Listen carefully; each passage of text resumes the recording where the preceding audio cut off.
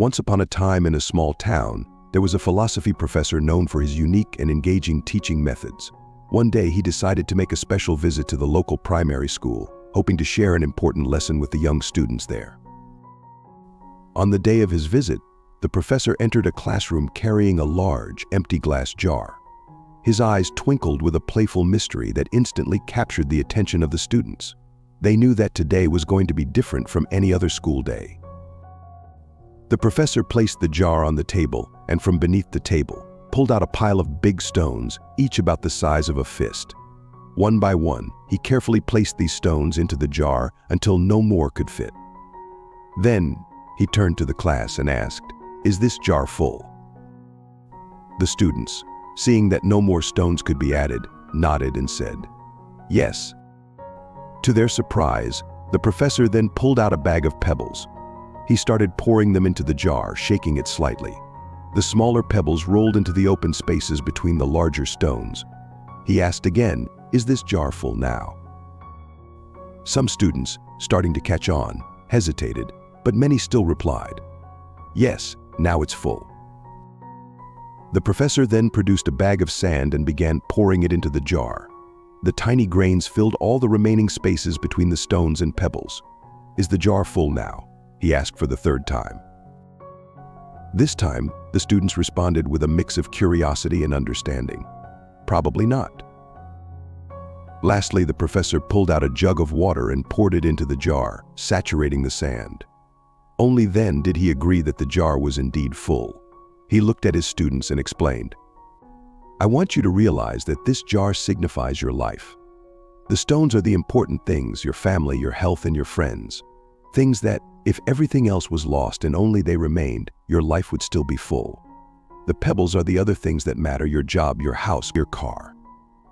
The sand represents the small stuff, the trivial things."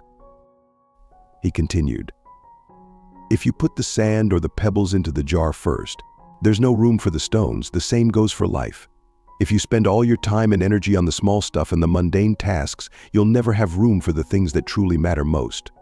The stones are those things critical to your true essence and happiness.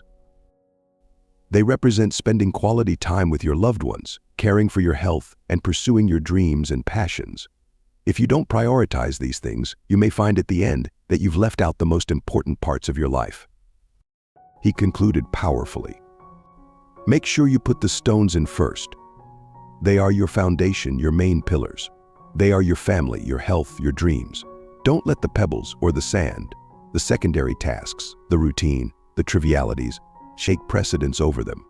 At the end of your journey, it is the stones that will weigh the most in your jar of life, defining its value and meaning.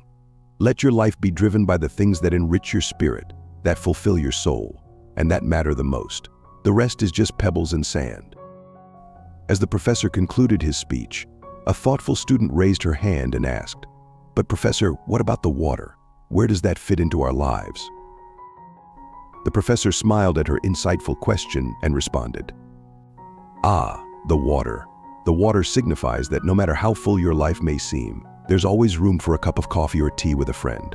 No matter how busy you are, there's always space for small moments of joy, relaxation, and connection with others." In our lives, we often find ourselves juggling between priorities, trying to fit everything into the limited hours of the day. We get so caught up in the small tasks that we sometimes forget what truly matters. This jar, our life, it's not infinite. It has only so much space. If we choose to fill it first with sand and pebbles, the mundane and the peripheral, we leave no room for the stones, the things of real value and meaning.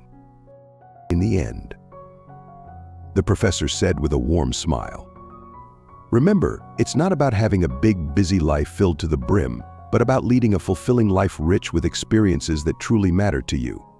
It's about not just counting the days, but making the days count. It's about balancing the stones, the pebbles, the sand and the water in a way that enriches your life and brings you true joy." The students left the classroom that day with a newfound understanding of how to prioritize their lives, knowing that it's the stones, their family, health, dreams, and passions that truly matter most.